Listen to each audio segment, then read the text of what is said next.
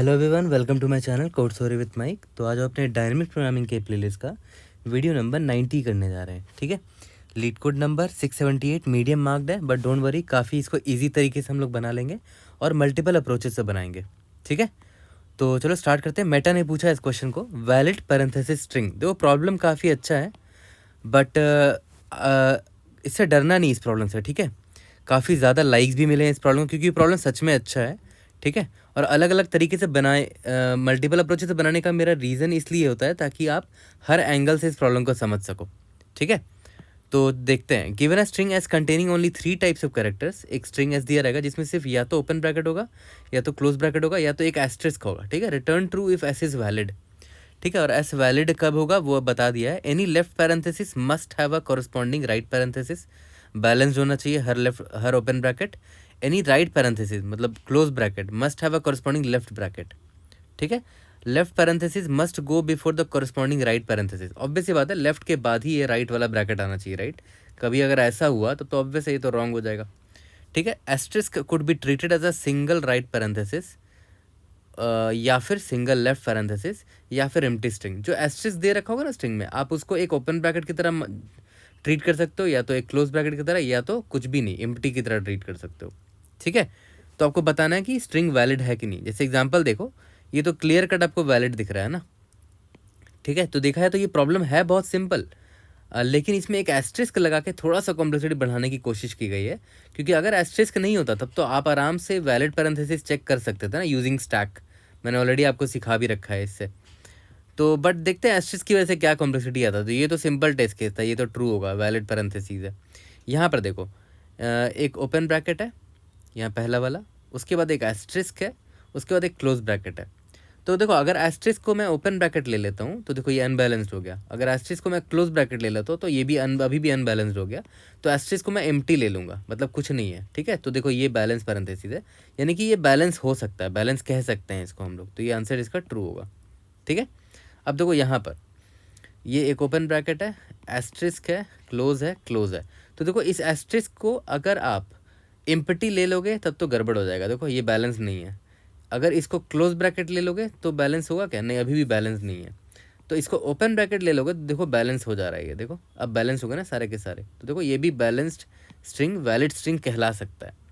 ठीक है, यहाँ तक क्लियर है। अगर मान लेते हैं हमारा इनपुट कुछ ऐसा होता तो क्लोज एस्टेरिस्क क्लोज क्लोज। ठीक है, तो ऑब्वियस सी बात है ये कभी भी कतई ये कभी भी नहीं हो पाएगा बैलेंस्ड। क्यों? क्योंकि एस्टेरिस्क की जगह आप चाहे तो एक ओपन ब्रैकेट लगा लो, या क्लोज ब्रैकेट लगा लो, या फिर एम्प्टी रहने दो, कभी बैलेंस नहीं हो पाएगा वो, है ना। ठीक है, तो उस केस में आंसर फॉल्स होगा हमारा।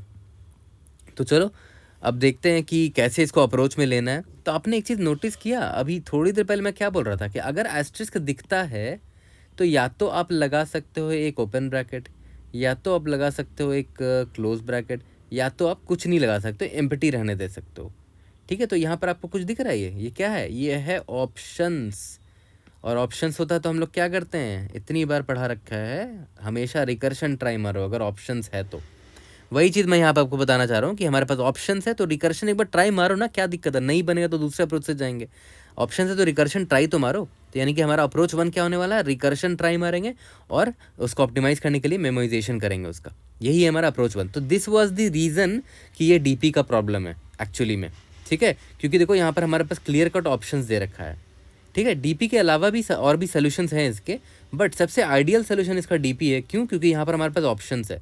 और अगर ऑप्शंस जब भी होता है तो मैं आपको हमेशा बोलता हूँ, जब भी ऑप्शंस दिखे तो हमेशा रिकर्शन एक बार तो ज़रूर ट्राई मार लेना। बने या ना बने दूर की बात है, बट पहले ट्राई ज़रूर मार लेना। ठीक है, तो कोई भी एक इनपुट लेके देखते हैं कि कैसे इसको हम लोग सॉल्व करेंगे। तो देखो ये मैंने इनपुट लिया है, तो सिंपल रिकर्शन सबसे पहले ट्री डायग्राम बना लेते हैं। और क्या, मान लेते हैं करेंटली मैं अभी इस इंडेक्स में हूँ, इंडेक्स नंबर आई मेरा यहाँ पर है। तो ये तो ओपन ब्रैकेट है, तो ओपन ब्रैकेट है तब तो कोई बात नहीं, मतलब ओपन ब्रैकेट है तो ओपन का काउंट मैं यहाँ पर 1 कर देता हूँ कि मुझे एक ओपन ब्रैकेट मिल चुका है। ठीक है, और अगर एक क्लोज ब्रैकेट मिलेगा, अगर मुझे क्लोज ब्रैकेट फ्यूचर में मिलता है तो मैं बोल दूंगा कि हाँ मेरे पास एक ओपन ब्रैकेट है, तुम उससे बैलेंस्ड हो जाओ, है ना। ऐसे ही तो बैलेंस करते थे नॉर्मल केस में। विदाउट जब एस्टेरिस्क वाला केस होता था तो उसमें यही करते थे कि ओपन का काउंट देख लो, अगर ओपन ब्रैकेट आता है तो, और अगर क्लोज आता है तो ओपन को -1 कर दो। ठीक है, और अगर ओपन 0 हो गया मतलब वैलिड पैरेंथेसिस है, ठीक है। तो यहाँ पर मैंने देखा कि अच्छा ये ओपन ब्रैकेट है, तो ओपन का काउंट मैंने 1 कर दिया, ठीक है। और अब मैं कहाँ पर आ गया, एस्ट्रिस्क आई अब मेरा यहाँ आ चुका है ना, इस वाले कैरेक्टर पे आ चुका है। तो पहले इस ब्रांच को मैं पूरा बना देता हूँ। तो अभी एस्ट्रिस्क के मेरे पास 3 ऑप्शन है, या तो मैं ओपन ब्रैकेट ले लूँ इसको, तो ओपन की वैल्यू क्या हो जाएगी, ओपन की वैल्यू 2 हो जाएगी ना, क्योंकि मैंने 2 ओपन ब्रैकेट देख लिए, एक तो ये और एक तो मैं इसको ओपन ब्रैकेट मान लिया। मैं बना भी देता हूँ कि मैंने इसको ओपन ब्रैकेट मान लिया, ठीक है। या तो मेरे पास दूसरा ऑप्शन क्या है कि मैं इसको क्लोज ब्रैकेट मान लूँ। अगर इसको मैंने क्लोज ब्रैकेट माना तो याद करो ओपन की वैल्यू अभी 1 थी ना, कि मैंने एक ओपन ब्रैकेट देख रखा था, और अभी मुझे जस्ट एक क्लोज ब्रैकेट दिख गया क्योंकि मैंने इस एस्ट्रिस्क को as a close bracket treat किया। तो ओपन को मैं -1 कर दूंगा, तो ओपन मेरा पहले 1 था और उसमें -1 कर दिया, तो ओपन 0 हो गया, ठीक है। ओपन 0 हो गया। तीसरा पॉसिबिलिटी क्या है कि भाई मैं इस एस्ट्रिस्क को ये कुछ नहीं मानूँ, मतलब खाली मान लूँ, ठीक है। तो ओपन का वैल्यू याद है 1 ही था, तो 1 ही रहेगा, ठीक है। ठीक है, अब तीनों ब्रांचेस का लिख देते हैं कि स्ट्रिंग हमारा मैं कहाँ पर पहुँच जाऊँगा, इंडेक्स कहाँ चला जाएगा हमारा। इंडेक्स अब मेरा आ गया ये लास्ट वाले कैरेक्टर पे, यहाँ पर भी इंडेक्स आ गया लास्ट वाले कैरेक्टर पे, यहाँ पर भी इंडेक्स आ गया लास्ट वाले कैरेक्टर पे। तो पहले इसको देखते हैं। अब देखो ये है क्लोज ब्रैकेट, ठीक है, ये है क्लोज ब्रैकेट। पहले मैं देखता हूँ कि हमारे पास ओपन ब्रैकेट था क्या। हाँ, हमारे पास 2 ओपन ब्रैकेट था इस वाले ब्रांच में। क्यों? क्योंकि हमने इस एस्ट्रिस्क को भी ओपन ब्रैकेट ट्रीट किया था। तो कोई बात नहीं है, ये क्लोज ब्रैकेट है, ठीक है। तो मैं ओपन को एक घटाना पड़ेगा मुझे, तो मैंने क्या किया, ओपन को मैंने 1 कर दिया, ठीक है। ओपन को मैंने 1 कर दिया। तो मैं आगे जब बढ़ा तो देखो इंडेक्स मेरा अब आउट ऑफ बाउंड हो चुका है, आई मेरा आउट ऑफ बाउंड हो गया। तो जब आई आउट ऑफ बाउंड हो गया तो हमें बस क्या चेक करना है कि भाई हमारा ओपन ब्रैकेट का जो काउंट है, इफ़ ओपन का जो काउंट है क्या वो 0 है। अगर वो 0 है तो रिटर्न ट्रू कर दो, अगर 0 नहीं है तो रिटर्न फॉल्स कर दो, एल्स फॉल्स। और देखो ध्यान दो, ओपन की वैल्यू अभी भी नॉन ज़ीरो है क्योंकि देखो 1 है ओपन का वैल्यू, ठीक है। ऑब्वियस ही बात है ना। अब अगर आप ध्यान दो तो ये वाले ब्रांच को अगर आप ध्यान दोगे तो आपने पता क्या मान लिया था, स्ट्रिंग को ओपन, एस्ट्रिस्क को भी ओपन मान लिया था और ये क्लोज है, ठीक है। तो देखो 2 ओपन है और 1 क्लोज है, तो ओपन की वैल्यू रिजल्टेंट वैल्यू 1 रह जाएगी, मतलब ओपन कभी 0 नहीं हो पाया। इसका मतलब ये वैलिड पैरेंथेसिस हमने नहीं बनाया है, ठीक है, ये वाला। तो ये ब्रांच से तो आंसर फॉल्स है, मतलब ये बंदा रिटर्न फॉल्स कर देगा। तो यहाँ से ये फॉल्स रिटर्न करेगा, ये यहाँ से रिटर्न इसको फॉल्स कर देगा, बता देगा कि नीचे से फॉल्स रिटर्न आंसर आया है, ठीक है। ये भी बता देगा कि नीचे से आंसर फॉल्स आया है, ठीक है, ओके।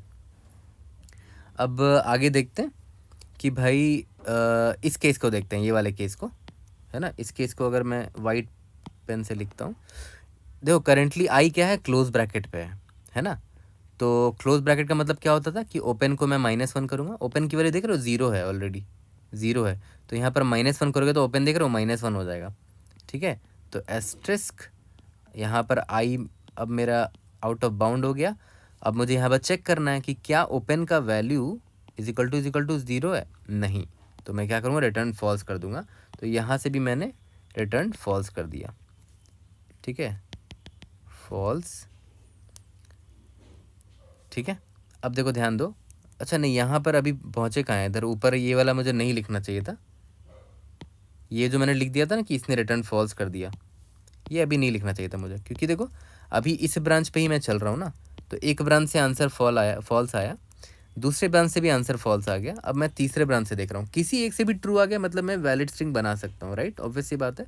तो ये वाला स्ट्रिंग मैंने क्या बनाया था, देखो तो मैंने बना दिया था ओपन, एस्ट्रिस्क को क्लोज मान लिया था और ये क्लोज है, ऑब्वियस सी बात है, ये बैलेंस पैरेंथेसिस नहीं है, राइट, है ना। अब आ जाते हैं अपने थर्ड वाले पे। थर्ड वाले ब्रांच को देखो, ध्यान दो, यहाँ पर ये क्लोज ब्रैकेट है ना। तो क्लोज ब्रैकेट में क्या करते थे, ओपन की वैल्यू जो भी थी उसमें -1 कर देते थे, ओपन की वैल्यू 0 हो गई है, ठीक है। अब मैं इंडेक्स मेरा आउट ऑफ बाउंड हो गया, मैं चेक कर लूँगा कि इफ़ ओपन की वैल्यू 0 है, येस, इस बार ओपन की वैल्यू 0 है, तो मैंने रिटर्न ट्रू कर दिया। तो देखो यहाँ से रिटर्न ट्रू आ गया, इसने रिटर्न ट्रू किया, यहाँ से रिटर्न ट्रू आया। तो देखो अब मेरे पास इस ब्रांच में मेरे पास 3 ऑप्शंस थे, तीनों से देखते हैं कहाँ क्या क्या आंसर आया। इससे फॉल्स आया, इससे फॉल्स है, लेकिन इससे ट्रू आया। मतलब एक तरीका है जिससे वैलिड आंसर आ सकता है। वो क्या था कि मैं एस्ट्रिस्क को एम्प्टी ले लेता, तो मेरा देखो ये वैलिड पैरेंथेसिस बन रहा है ना। तो ट्रू आ गया, तो मैं यहाँ पर क्या रिटर्न करूँगा, एक फॉल्स है, एक फॉल्स है, लेकिन एक ट्रू आ गया तो ट्रू रिटर्न करूँगा। तो मैं और ऑपरेशन रिटर्न करूँगा, फॉल्स और फॉल्स और ट्रू, ओवरऑल रिजल्टेंट क्या आएगा, ट्रू आएगा। तो यहाँ पर मैं लिख देता हूँ कि यहाँ पर मैं और ऑपरेटर लगाऊंगा, ठीक है। ओके, तो फॉल्स और ट्रू क्या आ जाएगा, ट्रू आ जाएगा। तो ये रिटर्न क्या कर देगा, ये रिटर्न कर देगा यहाँ से ट्रू, ठीक है। यहाँ तक क्लियर है। तो हमारा आंसर आ गया ट्रू। याद करो इसका आंसर ट्रू था, ठीक है। तो काफ़ी सिंपल है देखा जाए तो इसका रिकर्शन कोड लिखना। सिंपल सा आप यहाँ पर मैं लिख के आपको थोड़ा सा दिखा भी देता हूँ, और कोड अभी करके हम लोग तुरंत देख भी लेंगे। याद करो सिंपल सा सॉल्व फंक्शन लिखेंगे, कौन से इंडेक्स पे आप खड़े हो, ठीक है। ओपन का अभी आपका काउंट क्या है ना, ऑब्वियस बात है। ओपन जो ये आपका वेरिएबल है वो क्या ध्यान रख रहा है कि अगर आपको ओपन ब्रैकेट दिखता है तो आप ओपन में +1 करते हो, और क्लोज दिखता है तो ओपन में -1 करते हो, है ना, ठीक है। तो ओपन वेरिएबल भी एक रखना पड़ेगा मुझे कि कितना ओपन वेरिएबल है, और स्ट्रिंग तो भेजना ही पड़ेगा, ठीक है। ओके, इसके बाद तो बहुत सिंपल है। सबसे पहला क्या था कि अगर मेरा एस ऑफ करंट इंडेक्स वाला कैरेक्टर अगर ये ओपन ब्रैकेट हुआ, ठीक है, अगर ओपन ब्रैकेट हुआ तब तो कुछ नहीं करना है ना, सिंपली आप सॉल्व को कॉल कर दो, सॉल्व को कॉल कर दो i+1 और ओपन को एक बढ़ा दो। क्यों, क्योंकि अभी आपको जस्ट एक ओपन ब्रैकेट दिखा है, और वहाँ से जो आंसर आएगा यहाँ पर ले लेना। मान लेते हैं बाहर एक बूलियन वेरिएबल रख लो इज़ वैलिड नाम से, कि वैलिड है कि नहीं। Is valid is equal to starting में फॉल्स मान लेते हैं, तो सॉल्व से जो भी वैल्यू आएगा इज़ वैलिड में मैं स्टोर कर लूँगा, ठीक है। दूसरा केस क्या हो सकता है, else if S of I is equal to क्या हो सकता है, एस्ट्रिस्क हो सकता है ना। अगर एस्ट्रिस्क हुआ तो तीनों ऑप्शन ट्राई कर लेंगे। याद करो क्या क्या ऑप्शन था, पहला ऑप्शन था कि सॉल्व i+1 तो जाएंगे ही जाएंगे। ये अगर मैं उसको एम्प्टी मान लूँ एस्ट्रिस्क को, तो ओपन की वैल्यू जो थी वही रह जाएगी, ठीक है, एस भेज दिया यहाँ पर, ठीक है। अगर मैं उसको क्लोज मान लूँ, ठीक है, तो या तो एस्ट्रिस्क को तीन ऑप्शन है ना, पहला ऑप्शन था उसको एम्प्टी मान लिया, दूसरा ऑप्शन है कि इसको आपने ओपन मान लिया। तो ओपन मानोगे तो क्या होगा, सॉल्व ऑफ i+1, ओपन की काउंट आपने बढ़ा दी, एस, ठीक है। यहाँ तक क्लियर है। तीसरा ऑप्शन क्या था कि इस एस्ट्रिस्क को मैं क्लोज मान लूँ। याद रखना अगर इस एस्ट्रिस्क को आप क्लोज मानते हो तो ऑब्वियस आपको ये चेक करना पड़ेगा ना कि ओपन जो है प्रेजेंट हो, ओपन की वैल्यू कुछ हो, ग्रेटर देन 0 होना चाहिए ना, तभी तो क्लोज ब्रैकेट आप लगाओगे, तब वो डिक्रीमेंट कर पाओगे। अगर मान ले तो ओपन की वैल्यू 0 है और क्लोज ब्रैकेट आ गया, तब तो आप ओपन को फिर -1 कर दोगे, 0 -1 करके, है ना, तो वो नेगेटिव केस चला जाएगा, राइट। तो अगर नेगेटिव गया तो एनीवेज वो आपका आंसर फॉल्स है, ठीक है, एनीवेज वो आपका आंसर फॉल्स है। तो यहाँ पर हम क्या चेक कर, यहाँ तो ये उस केस को एलिमिनेट करने के लिए आप इधर ये भी चेक डाल सकते हो कि भाई अगर ओपन जो है ना वो ग्रेटर देन 0 हुआ तभी ये केस को कॉल करो ना। छोटा सा ऑप्टिमाइजेशन हो गया यहाँ पर देखो ओपन -1 मैंने कॉल किया है। अगर ओपन ग्रेटर देन 0 तभी तो आप इसको कॉल करोगे, तभी तो ये वैलिड कॉल होगा, वरना ये कॉल करने से आपको फ़ायदा ही नहीं है। कर सकते हो बट आपको फ़ायदा नहीं है इसको कॉल करने से, अगर ओपन ग्रेटर देन 0 नहीं है तो, है ना, ठीक है। तो अब इन तीनों से जो जो आंसर आएगा मैं सबका और लेते रहूँगा। इज़ वैलिड ये हो गया और ऑपरेटर, इज़ वैलिड ये हो गया और ऑपरेटर, यहाँ पर ही वही करूँगा, इज़ वैलिड ये हो गया और ऑपरेटर। तो तीनों से और ऑपरेटर लगा दिया, जिस अगर किसी एक से भी ट्रू आ गया तो इस वैलिड के आंसर मेरा ट्रू हो जाएगा, ठीक है। ये तो हो गया एल्स इफ केस। और तीसरा क्या था मेरा, एल्स क्या है, देखो पहला था ओपन ब्रैकेट, दूसरा था कि एस्ट्रिस्क को, तीसरा क्या है कि क्लोज ब्रैकेट अगर आ गया। और याद करो क्लोज ब्रैकेट अगर आ गया तो इसका मतलब क्या होता था कि मैं ओपन को -1 कर दूंगा।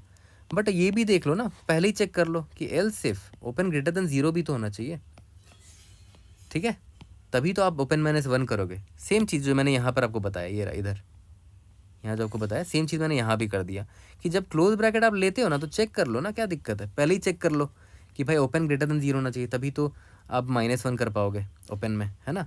तो यहाँ पर भी मैंने क्या किया, इज़ वैलिड और is equal to solve call कर दिया। अगर ओपन ग्रेटर देन 0 है तो i+1, अब हम ओपन में -1 कर सकते हैं क्योंकि ओपन ग्रेटर देन 0 था, ठीक है। और लास्ट में सारे केसेस से अगर किसी एक से भी वैलिड, इसका वैलिड ट्रू आता है आंसर, तो इज़ वैलिड मैंने ट्रू रिटर्न कर दिया, ठीक है। तो कितना सिंपल था, बस आपको बनाने की क्या देरी थी, ये बस एक बार आप ट्री डायग्राम बना लेते हैं ना इस ऑप्शंस को देखकर कि भाई ऑप्शन से तो रिकर्शन लिखना चाहिए, ट्री डायग्राम बनाना चाहिए, तो आपको ऑलरेडी कोड लिख देते हैं ईजिली, ठीक है।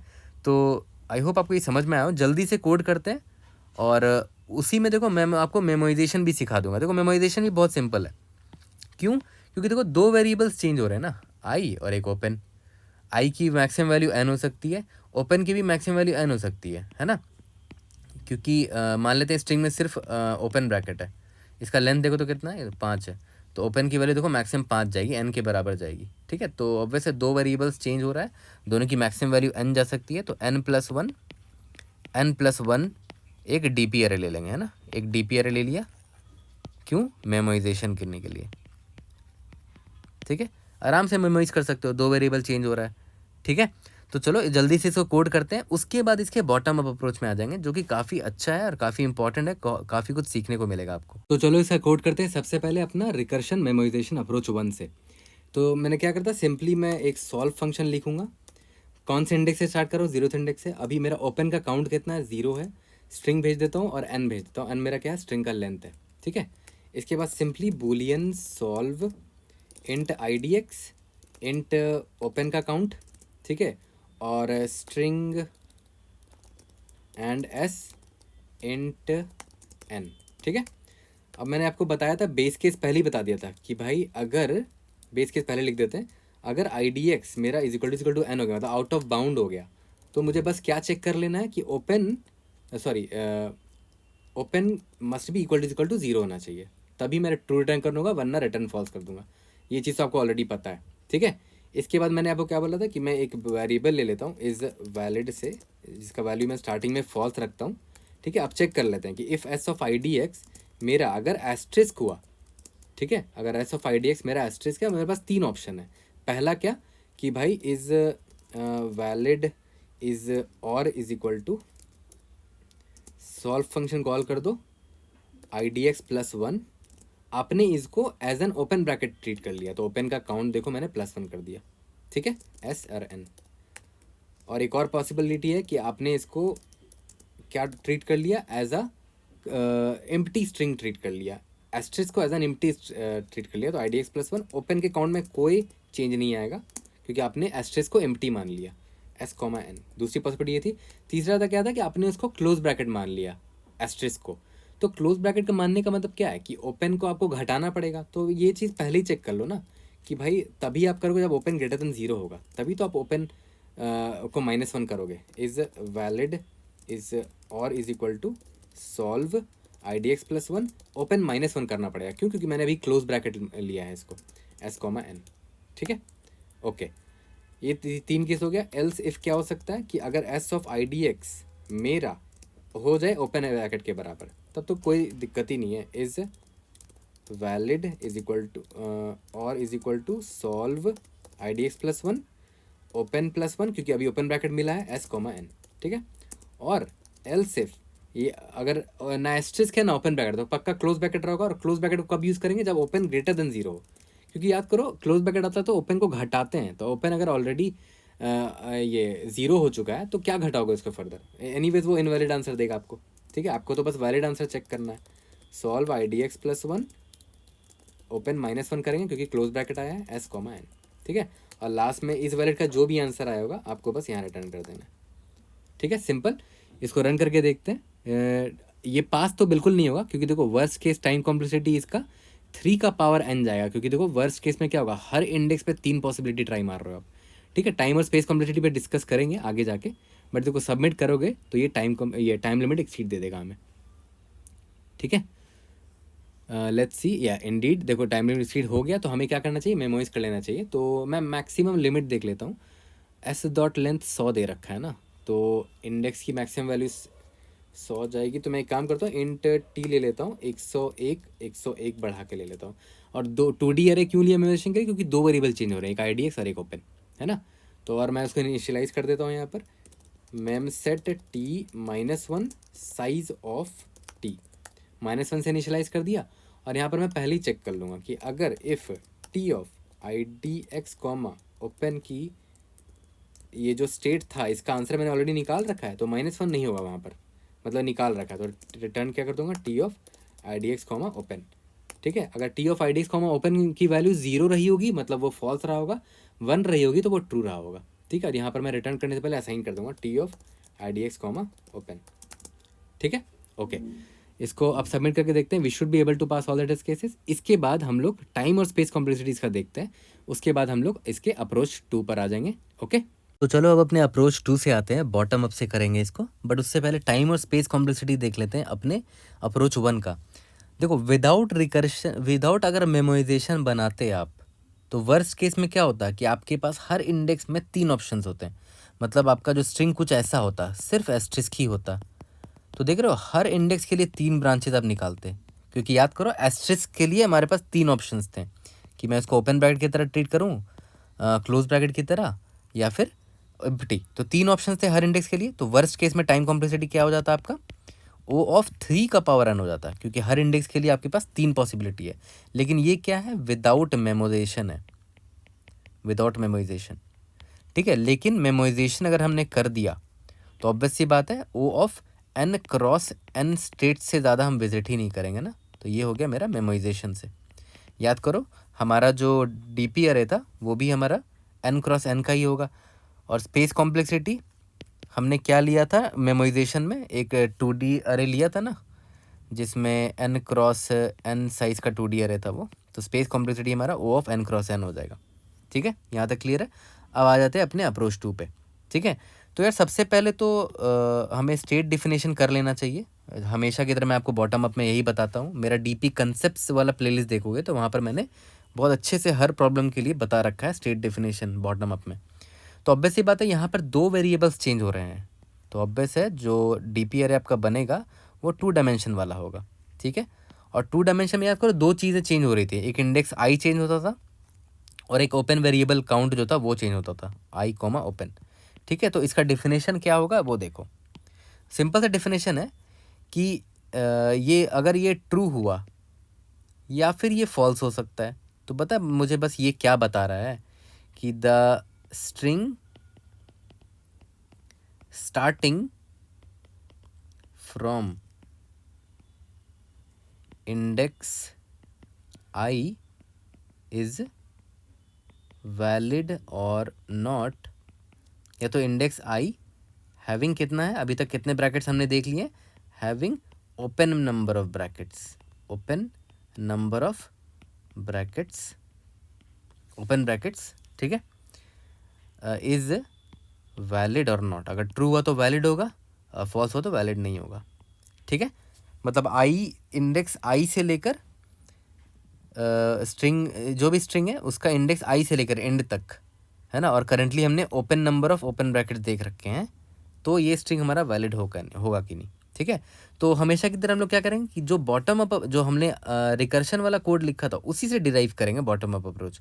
तो याद करो, अभी हमने यही कोड लिखा था ना रिकर्शन मेमोराइजेशन में, तो ऑब्वियस इसी से आप इसको डिराइव कर सकते हो अपने बॉटम अप को भी। तो देखो एक चीज़ ध्यान देना यहाँ पर कि जो आपका बॉटम अप है वो ऑब्वियस है 2D अरे है ना। बॉटम अप जो अरे बनाया आपने 2D अरे है, तो ऑब्वियस है किसी भी 2D अरे को फिल करने के लिए आपको 2 फॉर लूप तो लिखना ही पड़ेगा। तो 2 फॉर लूप तो हम पहले ही लिख देते हैं। फॉर, एक फॉर लूप इंडेक्स आई के लिए होगा, ठीक है, और आपका दूसरा फॉर लूप जो होगा ऑब्वियस है दूसरे वेरिएबल के लिए होगा, फॉर इंट ओपन के लिए होगा ना। 2 ही वेरिएबल तो है हमारे पास क्योंकि 2D अरे है, तो इंट आई और एक इंट ओपन के लिए होगा। ठीक है, ओके, तो यहाँ तक तो समझ में आ रहा है। अब एक चीज़ ध्यान दो, जब हमने इससे सॉल्व फंक्शन को कॉल किया था तो याद है कैसे कॉल किया था, सॉल्व इंडेक्स आई भेजा था, मतलब मैं 0th इंडेक्स से स्टार्ट कर रहा हूँ। ओके, और स्टार्टिंग में मेरा काउंट का वैल्यू भी, ओपन का जो वैल्यू था, ओपन का वैल्यू 0 था, तो 0 भेजा था याद है, और स्ट्रिंग एस तो भेजा ही भेजा था। ठीक है, तो देखो ना स्टार्ट कहाँ से हुआ था, स्टार्ट 0th इंडेक्स से हुआ था, और उसके बाद स्टार्टिंग में काउंट भी 0 था। ठीक है, अब एक चीज़ ध्यान दो, जो आपका 2D डीपी बॉटम अप अरे बनेगा, ये जो बॉटम अप अरे आप बनाओगे तो ये कैसे बनाओगे, ऑब्वियस सी बात है ये कुछ ऐसा 2D डीपी कुछ ऐसा दिख रहा होगा। ठीक है, कुछ ऐसे ही दिख रहा होगा ना। ये जो रो होगा वो आपका आई को रिप्रेजेंट कर रहा होगा, और ये कॉलम होगा वो आपका ओपन के काउंट को रिप्रेजेंट कर रहा होगा। ठीक है, जहाँ पर T of I comma open का डिफिनेशन ये है। ठीक है, ओके, अब एक चीज़ ध्यान दो, मान के चलते हैं कि आपको अभी इस पे ध्यान दो, देखो ये वाला पे अभी करंटली आपका इंडेक्स है IDX, करंटली आपका ओपन का काउंट है ओपन, तो आपको IDX और ओपन का आंसर निकालने के लिए देख रहे हो आपको क्या करना पड़ता है, सॉल्व कॉल करना पड़ता है, और IDX प्लस 1 मतलब IDX के बाद वाले स्ट्रिंग में कॉल लगा दो, वो मेरा आंसर ले आएगा। वहाँ से जो आंसर आएगा वो मैं IDX ओपन में असाइन कर दूंगा। यहाँ पर वही कर रहा हूँ ना, देखो इंडेक्स TIDX ओपन में असाइन कर दिया।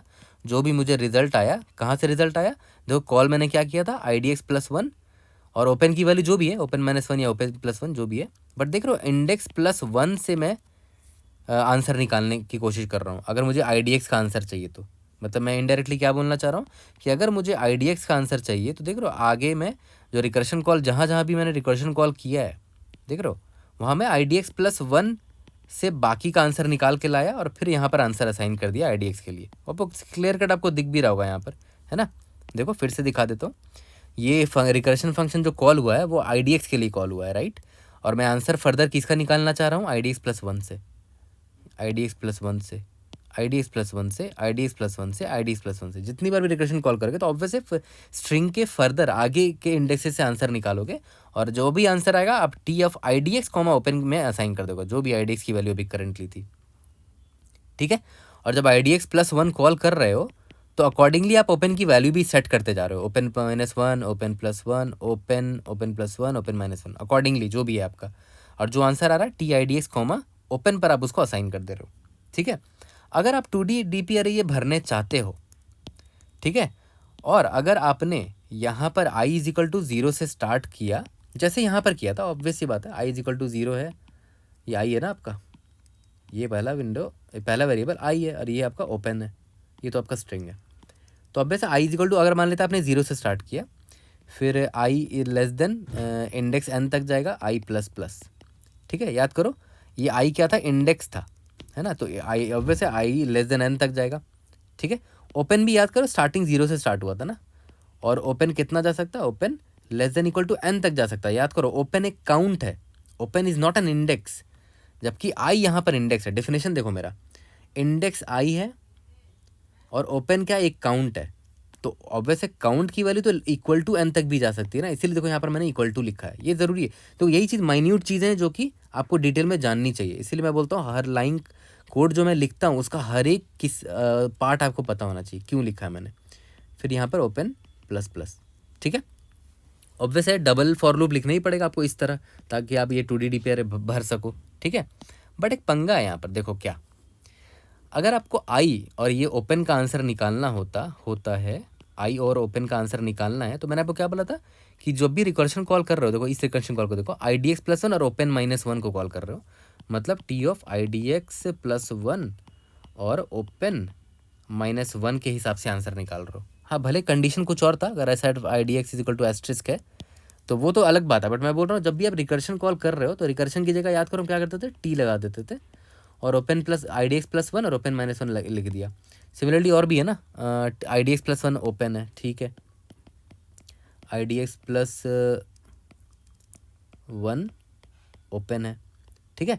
तो और भी है, जितने भी लिखे हुए यहाँ पर हम लिखेंगे, बट एक चीज़ प्रॉब्लम देखो ना, अभी मान लेते हैं आप i कॉमा ओपन का निकालना चाह रहे हो, सॉरी IDX नहीं है, i है, ठीक है, i कॉमा ओपन का निकालना चाह रहे हो, मान के चलते हैं i ये है आपका, करंटली ये i है, और ओपन ये है आपका, ठीक है। तो आपको निकालना है इसका आंसर, और आप पता है इसका आंसर कहाँ से निकालने जा रहे हो, i प्लस 1 ओपन -1 से, i प्लस 1 मतलब नेक्स्ट रो, ओपन -1 मतलब नेक्स्ट रो का यहाँ से आंसर निकालना चाह रहे हो, ठीक है। भाई नेक्स्ट रो का आंसर अभी निकला ही नहीं हुआ, क्योंकि देखो आप इंडेक्स 0 से आपने स्टार्ट किया है भरना, आप यहाँ से भरना स्टार्ट किया ना आपने इंडेक्स नंबर 0 से, और आप जब यहाँ से आप भरना स्टार्ट कर रहे हो तो आप इसका आंसर फ्यूचर से कैसे निकाल सकते हो, IDX प्लस 1 से, क्योंकि अभी तो बाकी फ्यूचर का तो आंसर अभी तक हमें भरा ही नहीं है, टेबल अभी भरा ही नहीं है आगे का, ठीक है, आगे का टेबल अभी तक तो हमने भरा ही नहीं है। तो आप i कॉमा ओपन का आंसर निकालने के लिए i प्लस 1 से आंसर कैसे निकाल सकते हो, क्योंकि देखो कोई भी अगर आपको मान लेते इसका आंसर निकालना है, इसका इस डब्बे का अगर आपको आंसर निकालना है, ये जो मैंने ये स्क्वायर से बना रखा है, इसका आंसर निकालना है, तो i कॉमा ओपन है तो i प्लस 1 से आंसर निकालोगे हर बार, है ना, i आगे के स्ट्रिंग से, बट i प्लस 1 मतलब आप इस इंडेक्स पर आ गए, यहाँ पर आ गए, तो भाई आपको फ्यूचर का आंसर अभी तक पता ही नहीं, आपने टेबल भरा ही नहीं है फ्यूचर का, तो कैसे आप फिल कर सकते हो। तो ऐसे केस में यही होता है, आइडेंटिफाई करना कि आपको फॉर लूप किस तरह चलाना चाहिए। तो पता है ऐसे केस में मैं क्या करता हूँ, ऐसे केस में मैं जो फॉर लूप है हमेशा उल्टा स्टार्ट करता हूँ, यहाँ से स्टार्ट करूँगा, ठीक है, इधर से i is equal to n-1 से। तो मैं क्या करूँगा, i is equal to n-1 से स्टार्ट करूँगा, i greater than equal to 0 तक जाएगा, ऑब्वियस सी बात है, i माइनस माइनस। ये चीज़ समझ में आया कि नहीं, ये बहुत ज़रूरी है समझना। बट हाँ मैं एक चीज़ रिपीट कर दूँ, ऐसा ज़रूरी नहीं है कि आप i इज इक्वल टू 0 से लेकर i less than n i plus plus वाले तरीके से नहीं बना सकते हो। डेफिनेटली आप वैसे ही बना सकते हो, आप चाहोगे तो मैं उसका कोड भी आपको प्रोवाइड कर दूंगा, बट बेकार में उसे कुछ आपको एक्स्ट्रा हैंडलिंग करनी पड़ेगी, ठीक है। बट ये चीज़ आपको मैं सिखाना चाहता था, इसीलिए मैंने आपको सिखा दिया कि आप जब भी आपको दिखे कि हाँ अगर आप बॉटम ऑफ डीपी भर रहे हो किसी भी रो कॉमा कॉलम का, ये i कॉमा जो भी है i कॉमा जे मान लेते हैं, और आपका आंसर i+1 से निकल रहा है रिकर्शन वाले कोड के हिसाब से, तो ऑब्वियस सी बात है आपको उल्टा भरना चाहिए। क्योंकि देखो अगर आपने यहाँ से भरना स्टार्ट किया, यहाँ से अगर आपने भरना स्टार्ट किया, मान लेते हैं आपने इसकी वैल्यू भर दी, इसकी वैल्यू भर दी, इसकी वैल्यू भर दी, इसकी वैल्यू भर दी, इसकी वैल्यू भर दी, अब मान लेते हैं आपको इसका निकालना है। ये क्या है, i कॉमा ओपन है मान लेते हैं, ये मान लेते हैं i कॉमा ओपन है, इसकी वैल्यू आपको निकालनी है। तो ऑब्वियस है i+1 कॉमा ओपन से निकालोगे, या i+1 कॉमा ओपन -1 से निकालोगे, या i+1 कॉमा ओपन +1 से निकालोगे। तो उस केस में देखो क्या होगा, i+1 का आंसर निकल रखा होगा ऑलरेडी। देखो अगर ये i है तो i+1 ये होगा, इसके आंसर मैंने ऑलरेडी निकाल रखा होगा, तब आंसर निकल जाएगा आपका, ठीक है। तो मैं आपको आज इस वीडियो से ये सिखाना चाहता था, इस बॉटम अप वाले अप्रोच से, कि आपको कब फॉर लूप किस तरह लिखना है वो भी आपको दिमाग में आना चाहिए कि किस तरह आपको फॉर लूप लिखना है। बहुत लोग इसी में कंफ्यूज हो जाते हैं कि भैया फॉर लूप कहाँ से स्टार्ट करें, 0 से या यहाँ से कहाँ से स्टार्ट करें। तो वो मैंने आपको यहाँ पर क्लियर कर दिया, ये बहुत ज़रूरी था और आपको ये चीज़ आना भी चाहिए। और मैं बोलूँगा फिर से आप ज़रूर से देखना इस वीडियो को, रिवाइज़ ज़रूर करना ताकि आप भूल ना जाओ इस चीज़ को, ठीक है। इसीलिए मैं यहाँ से स्टार्ट करूँगा, ठीक है, ओके। अब हाँ अब देखो ओपन का काउंट तो 0 रख सकते हो ना, क्योंकि देखो अभी मान लेते हैं आपने i n-1 से स्टार्ट किया ना, आपने i n-1 से स्टार्ट किया, मतलब आपने स्ट्रिंग जो भी स्ट्रिंग था आपका इनपुट में, आपने उल्टा स्टार्ट किया है, स्ट्रिंग के यहाँ से स्टार्ट किया है, ठीक है। तो कोई बात नहीं, स्ट्रिंग का यहाँ से स्टार्ट किया है तो अभी भी मेरा ओपन का काउंट 0 ही रहेगा। फिर धीरे धीरे जैसे ओपन मिलता जाएगा मैं ओपन का काउंट बढ़ाता जाऊँगा। तो ओपन अभी भी मैं 0 से स्टार्ट कर सकता हूँ। ओपन वाला जो फॉर लूप है ये तो 0 से ही स्टार्ट होगा ना, क्योंकि अभी तक मुझे ओपन दिखा ही नहीं है, राइट। तो ये वाला ओपन वाला फॉर लूप जो है वो चेंज नहीं होगा, राइट, ठीक है, ओके। मैं फिर से रिपीट कर रहा हूँ, i is equal to n-1, मतलब उल्टा मैं क्यों ट्रैवर्स कर रहा हूँ वो भी मैं आपको रीज़न बता दिया, ठीक है। बट आप सीधा भी ट्रैवर्स करके सॉल्व कर सकते हो, उसका कोड अगर आपको चाहिए तो मैं आपको बता दूंगा, वरना आप खुद से ज़रूर ट्राई करना, ठीक है। तो यहाँ पर i is equal to n-1 से क्यों ट्रैवर्स कर रहा हूँ ये आपको क्लियर हो गया। Open is equal to 0, open less than equal to n, open plus plus हो गया, ठीक है। अब बहुत सिंपल है आपका कोड, जो आपने अभी सीखा रिकर्शन वाले कोड से बिल्कुल आपको वही करना है। देखो सबसे पहले आप क्या चेक करोगे कि भाई जो मेरा ये इंडेक्स है ना, इसको इससे लिखते हैं, इफ़ अगर आपका s of i is equal to asterisk हुआ तो याद करो क्या करते थे, इज वैलिड एक वेरिएबल ले लेंगे और इज इक्वल टू, याद करो सॉल्व फंक्शन कॉल करते थे, i+1 भेज देते थे और ओपन +1 भेज देते थे। तब कब, जब मैं इस एस्ट्रिस्क को as an open bracket treat करूँगा। तो बस सॉल्व की जगह क्या करना है, आपको टी लगा देना है और यहाँ ब्रैकेट लगा दो बस, ठीक है। कुछ भी नया नहीं कर रहा, यहाँ मैं कमेंट में लिख देता हूँ, I am treating this asterisk as open bracket, ठीक है। दूसरा क्या हो सकता है, इज वैलिड किसी से भी ट्रू आ जाए इसलिए और ऑपरेटर लगा रहा हूँ, टी ऑफ i+1 ओपन। इसमें खुद बताओ क्या मैंने ट्रीट किया होगा, इसको एम्प्टी स्ट्रिंग ट्रीट किया होगा एस्ट्रिस्क को, क्योंकि ओपन का काउंट मैंने बढ़ाया ही नहीं, ठीक है। और एक और ऑप्शन क्या था रिकर्शन में, देख लेते हैं।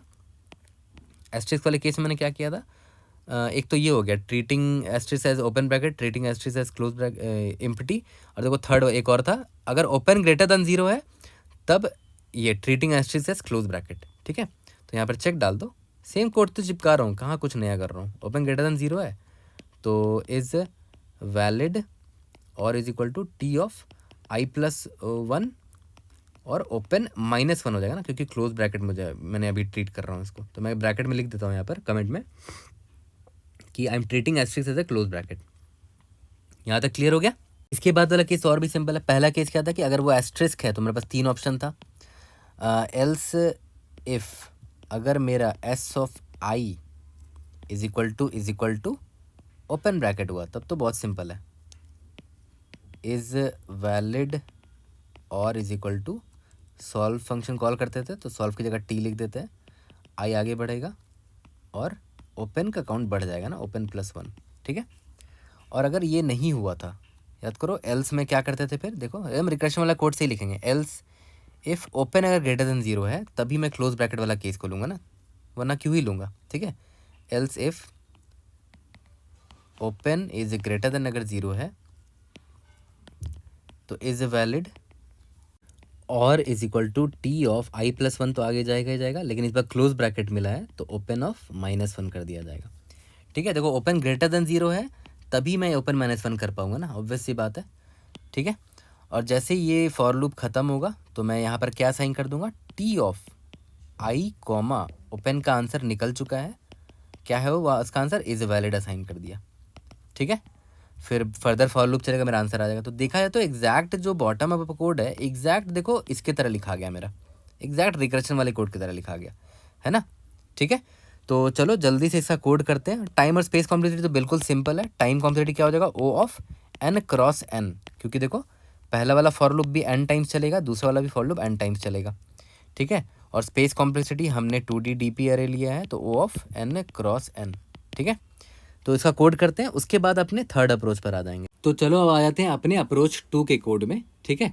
तो याद करो हम 2D DP अरे लेने वाले थे और उसको डिफाइन कर लेते हैं उसका स्टेट डिफिनेशन भी।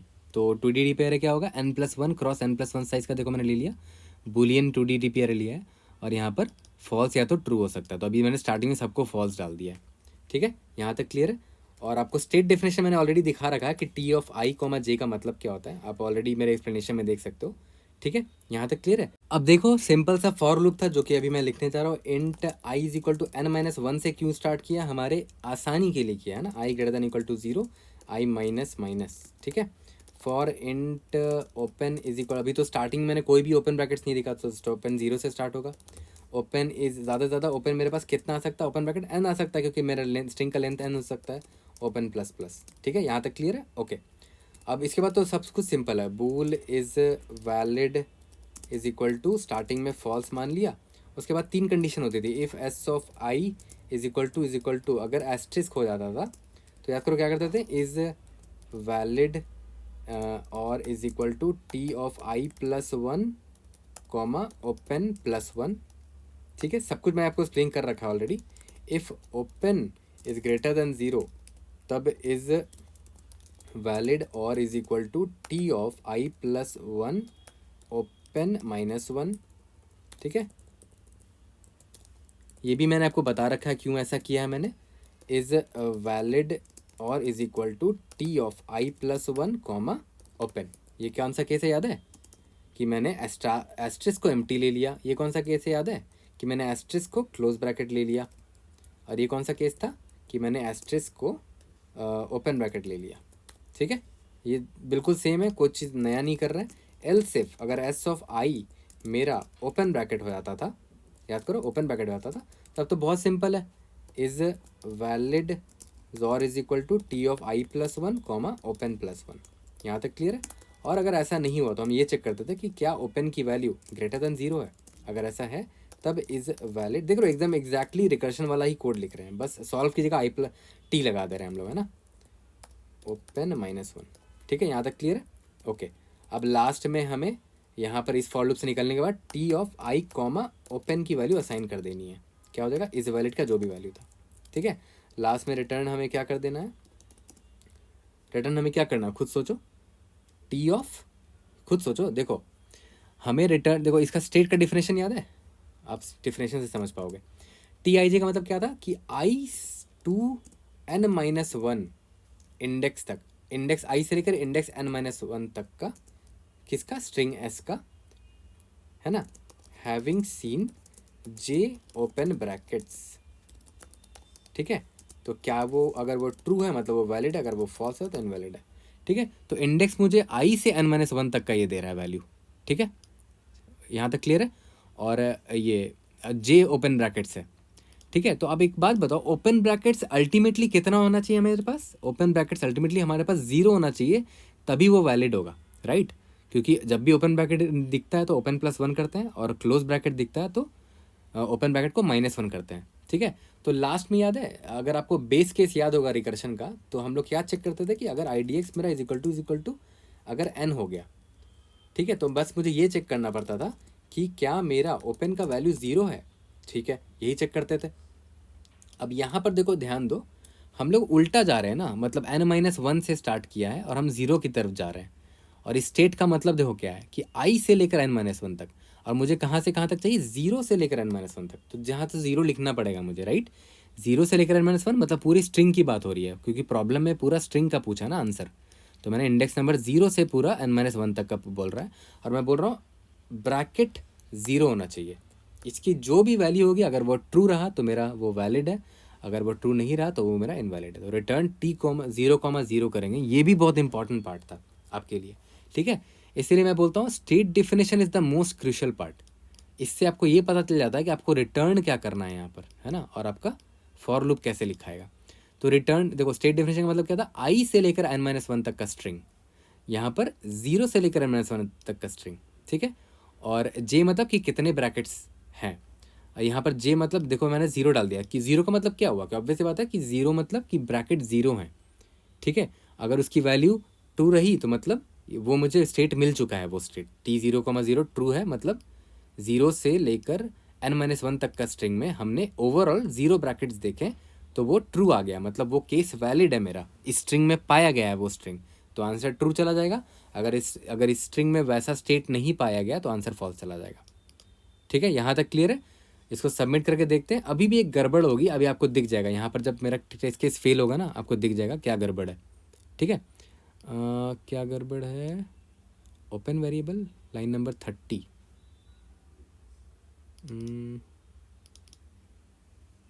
ओके। अच्छा, यहाँ पर इसको बाहर लिखना चाहिए था, राइट, मतलब इसको अंदर लिखना चाहिए था। कमांड इसको हटा देते हैं, यहाँ डाल देते हैं, ठीक है। ऑब्वियस बात है ना, ओपन वेरिएबल यहाँ पर है तो ये अंदर होना चाहिए, मतलब हर बार मैं TI ओपन को देखो अपडेट करता जा रहा हूँ, ओके। यहाँ तक क्लियर है? ओके। तो अभी भी देखो गड़बड़ आएगा कुछ, वो गड़बड़ क्या है वो आपको क्लियर कट पता चल जाएगा, एरर से ही आपको समझ में आ जाएगा। देखते हैं क्या है। देखो आंसर फॉल्स आ रहा है, देखो इसका रीज़न क्या है ना, अगर आप ध्यान दो, यहाँ पर हमने एक चीज़ यहाँ पर ध्यान ही नहीं दी कि देख रहे हो, जब n-1 होगा, जब n-1 है, ठीक है, तो अगर मान लेते हैं n-1 के लिए फॉर लूप चल रहा है ये, तो देख रहे हो i+1 को हम एक्सेस मार रहे हैं, और i+1 क्या है? i+1 हो जाएगा मेरा n हो जाएगा, और t ऑफ n वाला रो तो मैंने भरा ही नहीं अब तक, क्योंकि रो देखो मैं n-1 से ही स्टार्ट किया हूँ, तो n वाला रो तो मैंने अभी तक भरा ही नहीं है। तो आप खुद सोचो, थोड़ा सा अगर दिमाग लगाओ तो यहाँ समझ में आ जाएगा। अगर मान लेते हैं हमारा स्ट्रिंग एम्प्टी होता है, जो ऐसे जो है वो मेरा एम्प्टी होता है, तो इस केस में क्या है? ओपन ब्रैकेट्स ऑब्वियस सी बात है 0 है, तो आंसर मेरा क्या होगा? ट्रू होगा, है ना, आंसर ऑब्वियसली ट्रू होगा। तो t ऑफ n का मतलब क्या हुआ, कि मतलब एम्प्टी स्ट्रिंग है, ऑब्वियस सी बात है, इंडेक्स आप n तक पहुंच गए हो। याद करो पहला वाला क्या होता था, ये t ऑफ i, j में i क्या है? i मेरा इंडेक्स है, तो t ऑफ n मतलब मैं nth इंडेक्स में आ गया हूँ, मतलब मेरा स्ट्रिंग खत्म हो चुका है, ख़त्म हो चुका है। और अगर मेरे पास ओपन ब्रैकेट 0 है तो ऑब्वियस सी बात है ये ट्रू है, मतलब ये वाला स्ट्रिंग हमें, ये वाला जो केस है ये हमें ले लेना चाहिए था, बेस केस, है ना, ये भी हमें केस ले लेना चाहिए था, क्योंकि उसका रीज़न भी बताता, मैंने आपको बताया कि i जब n-1 से स्टार्ट कर रहे हो, है ना, तो ऑब्वियस सी बात है i+1 वाले को आप एक्सेस कर रहे हो यहाँ पर, ठीक है, i+1 वाले को एक्सेस कर रहे हो, तो उसकी वजह से क्या होगा, जब ओपन की वैल्यू 0 रहेगी तो आंसर हमेशा ट्रू होगा, हमेशा, क्योंकि i इजिकल टू अगर n है ना, i अगर n है यहाँ पर देखो, तो इसका मतलब क्या हुआ कि एम्प्टी स्ट्रिंग है, मतलब आप इंडेक्स नंबर n तक पहुँच चुके हो, ओके। और 0 है मतलब 0 ब्रैकेट्स हैं, 0 ब्रैकेट्स है और एम्प्टी स्ट्रिंग है, तो ऑब्वियस है आपका आंसर ट्रू ही होगा। तो t(n)0 को आप ट्रू यहाँ पर असाइन कर दो, या तो आप फॉर लूप को n से भी स्टार्ट कर सकते थे, बस यहाँ पर आप ये चेक लगा देते कि if n is equal to if i is equal to n हुआ and n open is equal to 0 हुआ, ठीक है, या तो if i is equal to n को अलग से आप ट्रीट कर सकते थे यहाँ पर। इसका मतलब क्या हुआ कि एम्प्टी स्ट्रिंग है, आप इंडेक्स नंबर n तक कैसे पहुँच गए, एम्प्टी स्ट्रिंग है, तो यहाँ पर बस ये चेक कर लो कि अगर ओपन इज इक्वल टू 0 है तो एम्प्टी स्ट्रिंग में ओपन का वैल्यू हमेशा 0 रहना चाहिए, है ना, तब आंसर आपका ट्रू होता, नहीं तो आंसर आपका फॉल्स होता। ठीक है, तो ये इतना ना लिखना पड़े इसीलिए आप बाहर ही लिख दो ना उसको, इसीलिए आप उसको बाहर ही लिख दो कि भाई टी ऑफ एन कॉमा 0 को ट्रू कर दो, है ना, और T of N comma 1, T of N comma 2, T of N comma 3, 2, 3 जो भी है सब फॉल्स होगा, ऑब्वियस सी बात है। टी ऑफ एन का मतलब क्या हुआ कि एम्प्टी स्ट्रिंग है, और ब्रैकेट ये सेकंड वाला इंडेक्स ब्रैकेट के लिए है, तो 0 ब्रैकेट है तभी आंसर ट्रू हो सकता है, मतलब ये उसके अलावा हर आंसर फॉल्स होगा। ठीक है, मैं यहाँ लिख देता हूँ T of N comma 1 will be equal to false होगा, ऑब्वियस सी बात है, बट वो ऑलरेडी फॉल्स सेट हुआ क्योंकि देखो मैंने अरे को जब डिफाइन किया था तो देखो फॉल्स से डिफाइन स्टार्ट इनिशियलाइज किया था। टी ऑफ एन कॉमा 2 भी मेरा फॉल्स होगा, एंड सो ऑन, सारे फॉल्स होंगे। ठीक है, तो यहाँ अंदर अपना हैंडल करने की बजाय बाहर ही लिख दो ना टी एन 0 ट्रू वाला 0 बस ट्रू होगा, दैट्स इट। ठीक है, अब हमारे सारे टेस्ट केसेस पास हो जाएंगे। ठीक है, और टाइम और स्पेस कॉम्प्लेक्सिटी मैं अभी आपको ऑलरेडी बता दिया है। जल्दी से चलते हैं और अप्रोच 3 को समझते हैं। तो देखो अब आ जाते हैं अपने अप्रोच 3 में। तो यार मैं हमेशा आपको कहा करता था कि जब भी वैलिड पैरेंथेसिस का क्वेश्चन हो तो हमेशा स्टैक के बारे में ज़रूर सोचना। तो मैंने क्यों नहीं सोचा होगा स्टैक के बारे में, जस्ट बिकॉज ऑफ एस्ट्रिस्क, क्योंकि एस्ट्रिस्क की वजह से कॉम्प्लेक्सिटी आ गई, मल्टीपल ऑप्शंस आ गए, फिर इसीलिए मुझे लगा कि डीपी ही इसका सोल्यूशन है। बट देखो स्टैक से भी बनाया जा सकता है। ठीक है, देखो कैसे, और बिल्कुल इंट्यूटिव तरीके से समझाएंगे, ऐसा नहीं कि बस आपको रटा रटा ये चीज़ बता दिया। ठीक है, लॉजिकली समझेंगे इस चीज़ को। देखो अभी आपको ओपन ब्रैकेट दिखता है, ठीक है, आपने एक स्टैक बना लिया, ठीक है, आपने स्टैक बना लिया और यहाँ पर ओपन ब्रैकेट दिखा तो ओपन ब्रैकेट डाल दिया, जैसा कि हमेशा करते आते हैं स्टैक की मदद से। अभी आपको एस्ट्रिस्क दिख गया, तो देखो एस्ट्रिस्क की वजह से प्रॉब्लम क्या है ना, आपको नहीं पता कि आपको ओपन डालना चाहिए यहाँ पर या यहाँ पर क्लोज डालना चाहिए। ठीक है, तो इसीलिए अभी आप एस्ट्रिस्क को यहाँ पर होल्ड पे रखो। ठीक है, अभी आप इसको होल्ड पे रखो। अब देखते हैं, अब यहाँ पर आ गया क्लोज ब्रैकेट। ठीक है, अब देखो यहाँ पर क्लोज ब्रैकेट है, मैं देखूंगा कि स्टैक में है क्या ओपन ब्रैकेट है, यस है, तो मैं दोनों को पॉप कर दूंगा। देखो पॉप कर दिया मैंने इसको, है ना, यहाँ से इसको हटा दिया। ठीक है, अब देखो स्टैक मेरा एम्प्टी हो चुका है। अब मैं आगे बढ़ता हूँ, मैं अब यहाँ पर आ गया, मैं देखा क्लोज ब्रैकेट है, तो पहले तो चेक करूँगी स्टैक में है क्या कोई ओपन ब्रैकेट, नहीं कोई ओपन ब्रैकेट है ही नहीं इसको सपोर्ट करने के लिए। तो मैं देखूँगा क्या कोई स्टार है जो मुझे सपोर्ट कर सके, यस एक स्टार है। तो अब देखो स्टार को आप as a open, as a close या तो एज एन एम्प्टी भी मान सकते हो, और यहाँ पर मुझे अभी क्लोज दिखा है तो एक ओपन चाहिए होगा, तो मैं स्टार को एज एन ओपन ट्रीट कर लूँगा।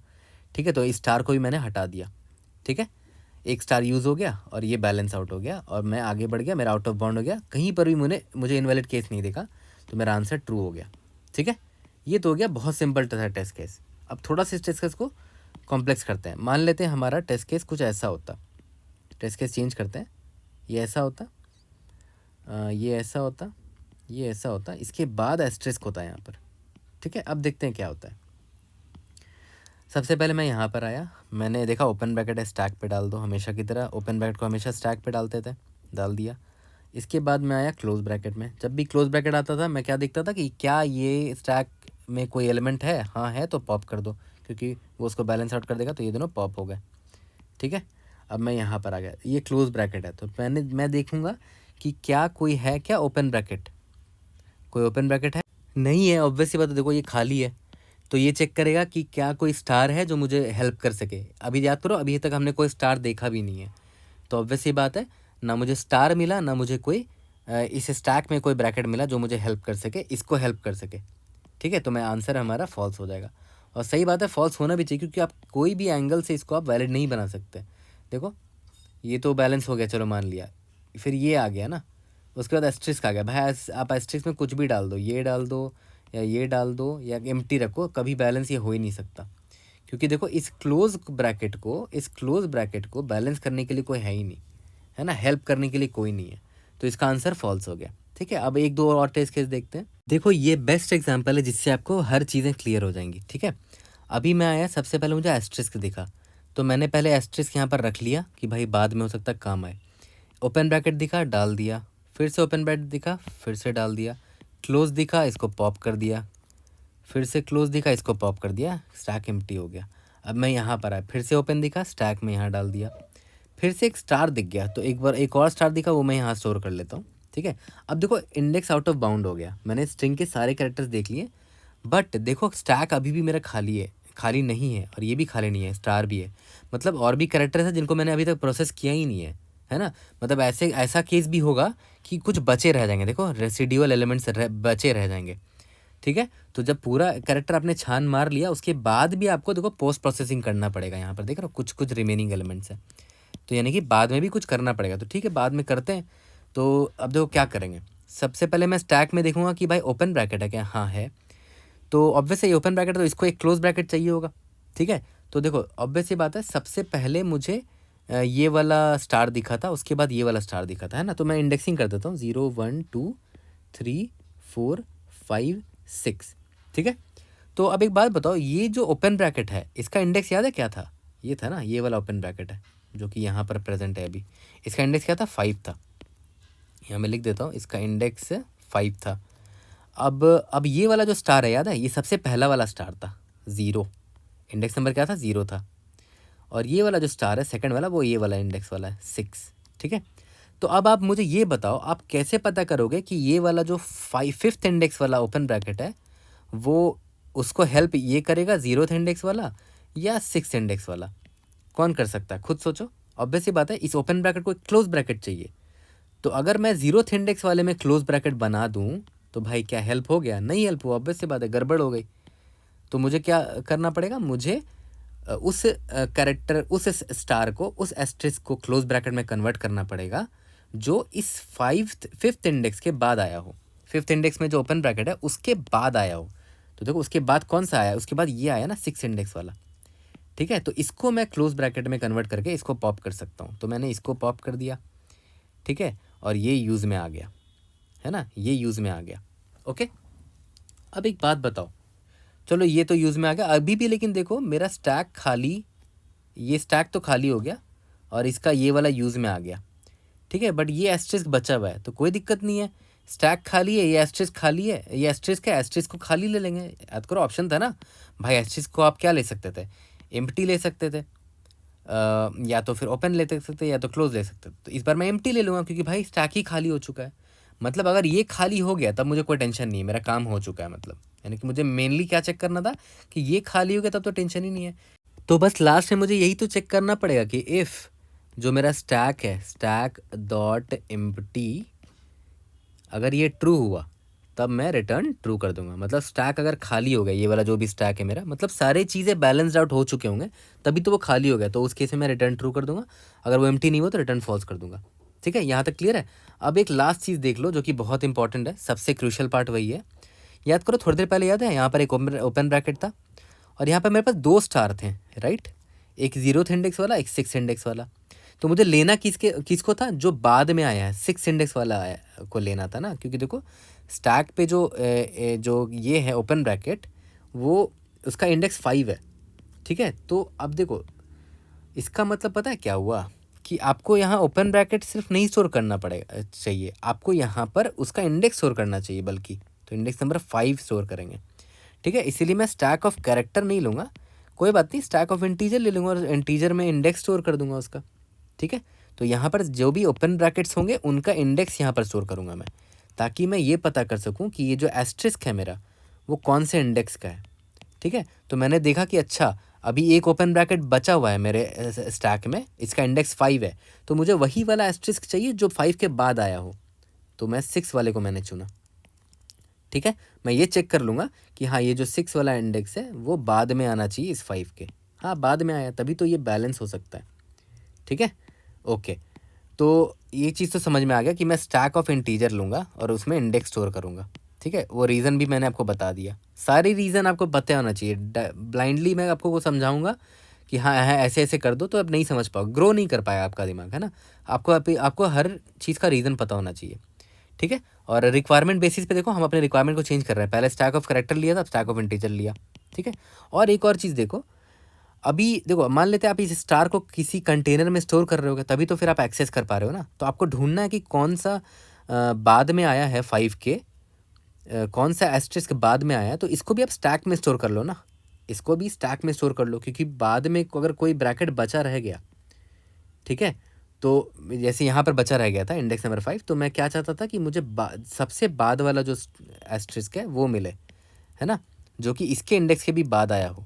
तो अगर मैं इसको स्टैक में स्टोर कर देता, मान लेते पहला एस्ट्रिस्क जब मुझे दिखा था ये वाला, तो उसको मैंने स्टैक में डाल दिया, एक दूसरा स्टैक ले लिया जिसमें मैं एस्ट्रिस्क को सिर्फ स्टोर करूँगा।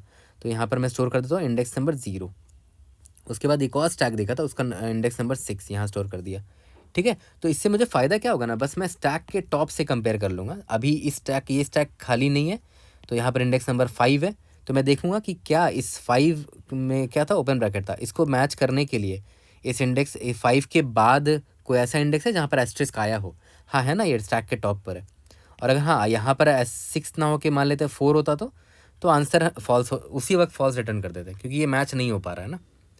ठीक है, मैच नहीं हो पा रहा है तो ये, लेकिन यहाँ पर क्या था, यहाँ पर हमारा 5 था, सॉरी 6 था ना, हाँ यहाँ पर 6 था। तो इसका मतलब क्या हुआ कि भाई ये मैच कर सकता है। तो मैंने क्या किया, इसको और इसको मैच करा के पॉप कर दिया, तो 5 भी हट गया और ये 6 भी हट गया। उसके बाद मैंने देखा कि अच्छा ये एम्प्टी हो चुका है, तो मैं इधर ही रोक दूंगा अपने वाइल लूप को, ये पोस्ट प्रोसेसिंग को। मैं बोल दूंगा भाई ये एम्प्टी हो गया ना, आंसर मेरा ट्रू है। ठीक है, यहाँ तक क्लियर हो गया। सबसे ज़रूरी चीज़ यही थी। पहला चीज़ क्या कि भाई स्टैक ऑफ इंटीजर स्टोर करना है। दूसरा चीज़ क्या कि एक और स्टैक रखना पड़ेगा एस्ट्रिस्क के लिए, एस्ट्रिस्क स्टैक नाम रख देते हैं इसका। और ये वाला स्टैक कौन सा था, जिसमें ओपन ब्रैकेट का स्टैक बनाया था, जिसमें हमने ओपन ब्रैकेट का इंडेक्स स्टोर कर रहे थे। दोनों का नाम अलग अलग रख देते हैं, ओपन स्टैक और ये एस्ट्रिस्क वाला स्टैक। ठीक है, दोनों में इंडेक्स क्यों स्टोर कर रहे हैं वो भी आपको समझ में आ चुका है, क्योंकि मुझे कंपेयर करना है ना कि कौन सा एस्ट्रिस्क बाद में आया हो मेरे इस ब्रैकेट के। ठीक है, अगर टॉप वाला ही एस्ट्रिस्क देख रहे हो इंडेक्स नंबर 3 पर आता और ये 5 पे है, टॉप वाला ही एस्ट्रिस्क देखो इंडेक्स नंबर 3 पर है, तो ऑब्वियस सी बात है, ये तो प्रॉब्लम हो गई ना। मतलब ओपन ब्रैकेट आपका यहाँ पर है और जो एस्ट्रिस्क है वो कहीं पीछे आया था, तो कैसे मैच करोगे, पॉसिबल ही नहीं है ना, मैच नहीं कर सकते आप, ऑब्वियस सी बात है। तो आप इधर ही से रिटर्न फॉल्स कर दो, आपको 0 से चेक करने की जरूरत ही नहीं है ना, क्योंकि ऑब्वियस सी बात है ये 3 तो 0 तो उससे भी छोटा होगा, ये तो पहले आया होगा ये वाला एस्ट्रिस्क, फिर बाद में ये वाला एस्ट्रिस्क आया होगा। तो बाद वाला ही एस्ट्रिस्क अगर मैच नहीं हो रहा है तो उसी वक्त रिटर्न फॉल्स कर दो। इससे क्या चेक करोगे, ये भी तो 0 ही है, ये भी तो 5 से पहले ही आया है। ठीक है, तो मैंने अगर आपको दिख गया कि अच्छा इसका टॉप में जो वैल्यू है और इसका टॉप में जो वैल्यू है ना, अगर 5 जो है वो बाद में आया है 3 के, ऑब्वियस सी बात है, तो मैं इधर ही फॉल्स रिटर्न कर दूंगा। ठीक है, बट हमारे केस में क्या था, यहाँ पर 6 था जो कि इस ओपन ब्रैकेट के बाद में आया है, 5th इंडेक्स के बाद आया है, तो इस एस्ट्रिस्क को मैं यहाँ पर इससे मैच करा दूंगा। देखो अभी बैलेंस पैरेंथेसिस बन गया ना। ठीक है, इसको पॉप कर दिया मैंने। ठीक है, यहाँ तक क्लियर हो गया। ओके, और बस यही 1-2 चीज़ें थी जहाँ से आपको, आप चाहे तो वीडियो पॉज करके खुद से कोड भी कर सकते हो, आई एम 100% श्योर। ठीक है, फिर भी चलो हम लोग कोड करते हैं और इसको फिनिश करते हैं, उसके बाद हम लोग अप्रोच 4 पर आ जाएंगे। चलो अब अपने अप्रोच 3 से कर लेते हैं। इसमें याद करो मैंने क्या बोला था कि 2 स्टैक ले लेंगे, एक ओपन ब्रैकेट का ट्रैक रखेगा और एक एस्ट्रिस्क का ट्रैक रहेगा। और स्टैक ऑफ इंटीजर मैंने क्यों लिया वो भी मैंने आपको अच्छे से बता दिया है। यहाँ तक क्लियर है। अब इसके बाद हम लोग क्या करेंगे, इटरेट करना स्टार्ट करते हैं। For int i is equal to 0, i is less than n, i plus plus. ठीक है, अब देखो ध्यान देना, if S of I is equal to अगर ओपन ब्रैकेट होता है, ठीक है, तो ऑब्वियस ये बात है मैं open s T dot push करूँगा इस वाले इंडेक्स को, है ना। एल्स इफ अगर एस ऑफ आई मेरा इज इक्वल टू एस्ट्रिस्क हो जाता है, तो मैंने क्या बोला था, एस्ट्रिस्क को मैं अलग स्टैक में रख रहा हूँ, asterisk s T dot push, इस इंडेक्स को यहाँ डाल दिया।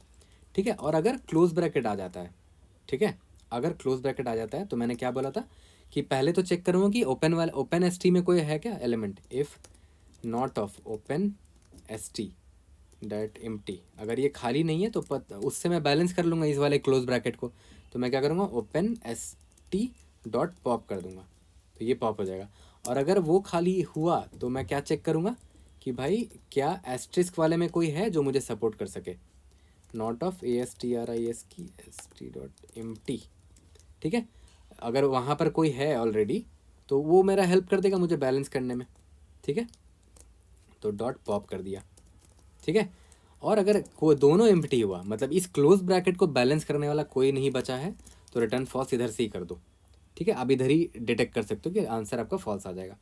अब ये जब सारे कैरेक्टर्स आप प्रोसेस कर लोगे तो याद करो मैंने आपको समझाया था कि पोस्ट प्रोसेसिंग की भी ज़रूरत पड़ सकती है।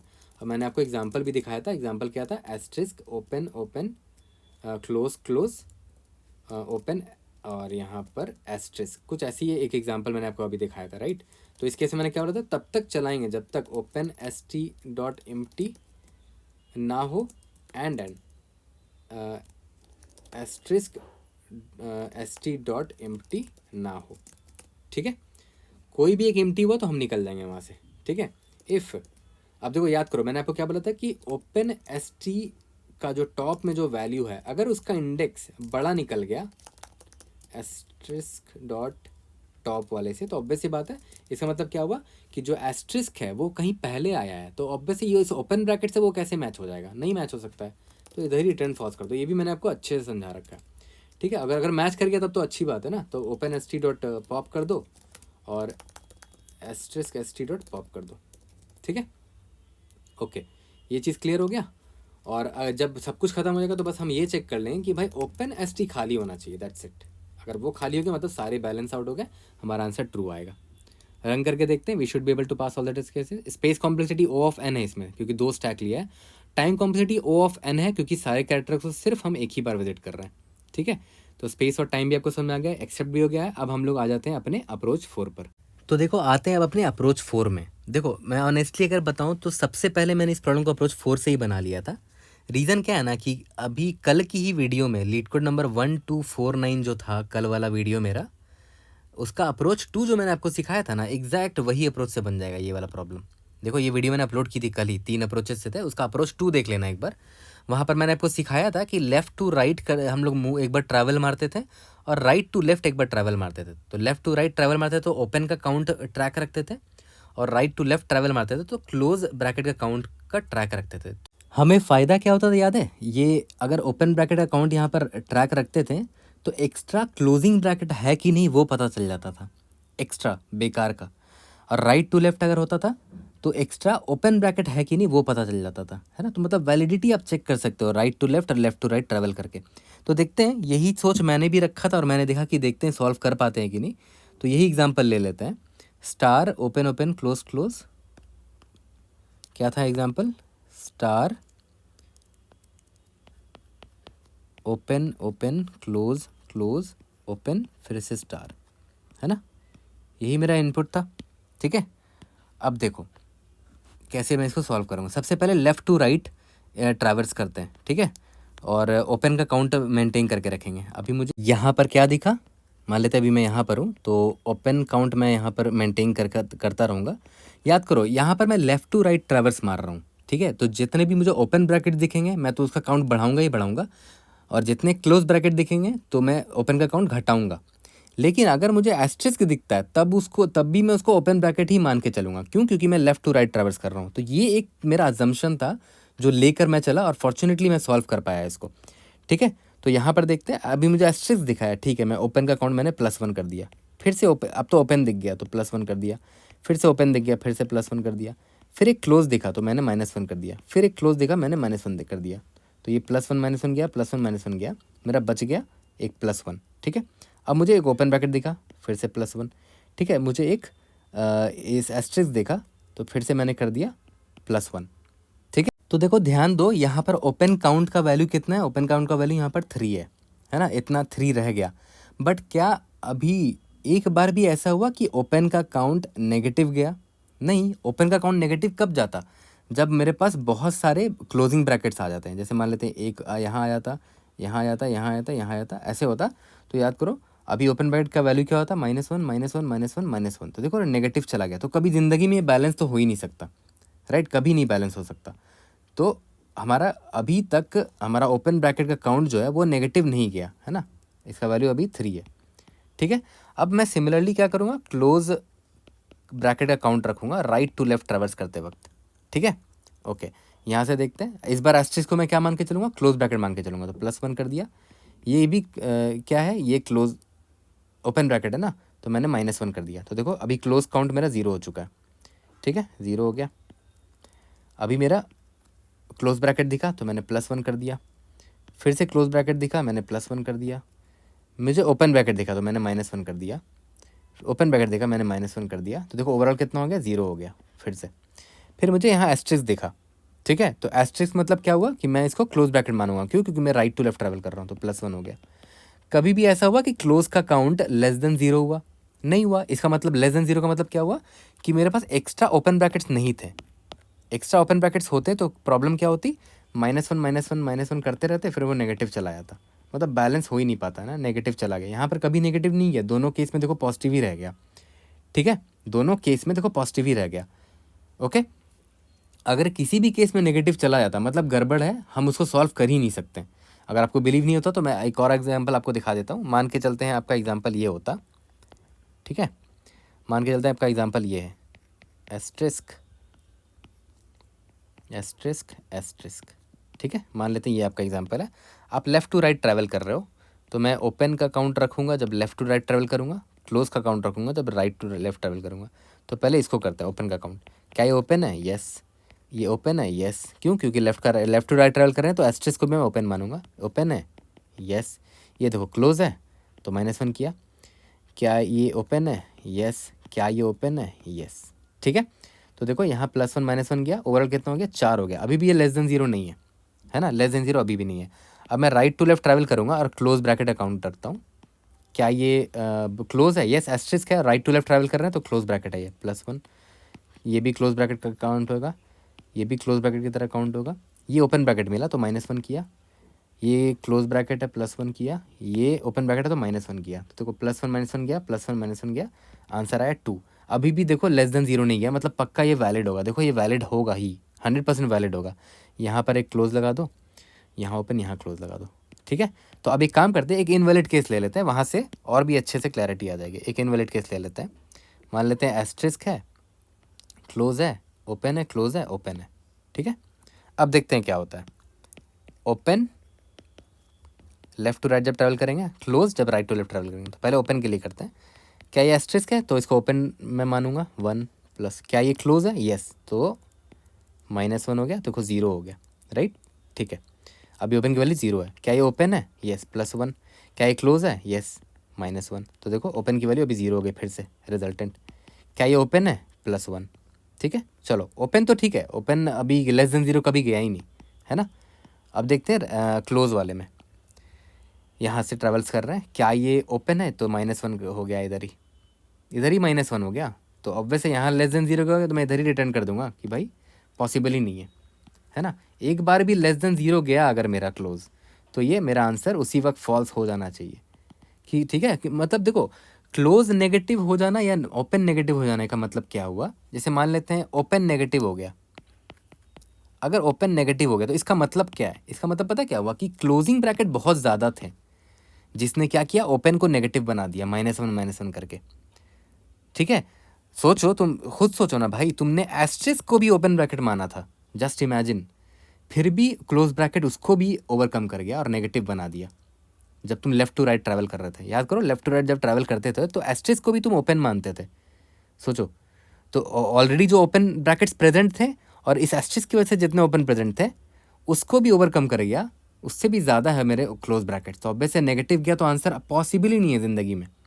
ठीक है, सिमिलरली जब आप राइट टू लेफ्ट ट्रैवल कर रहे हो, अगर क्लोज लेस देन 0 हो गया, इसका मतलब क्या हुआ कि भाई बहुत सारे ओपन ब्रैकेट्स थे।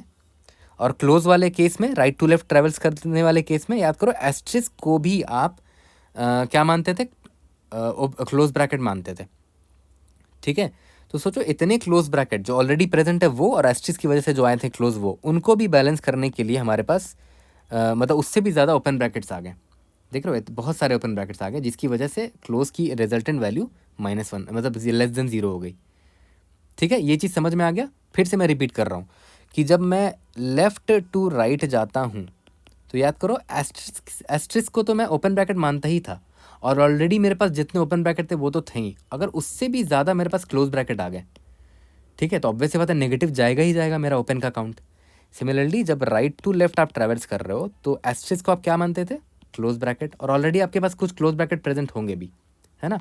उससे भी ज़्यादा अगर ओपन ब्रैकेट्स हो गए तो नेगेटिव चला जाएगा मेरा क्लोज का काउंट। तो ऑब्वियस बात है कभी बैलेंस हो ही नहीं सकता, कभी बैलेंस नहीं हो सकता अगर आपके पास ओपन का काउंट बड़ा हो जाए बहुत ज़्यादा या क्लोज का काउंट बड़ा हो जाए बहुत ज़्यादा। एग्जैक्टली ओपन का काउंट बराबर होना चाहिए क्लोज के काउंट के for a given string to be called valid.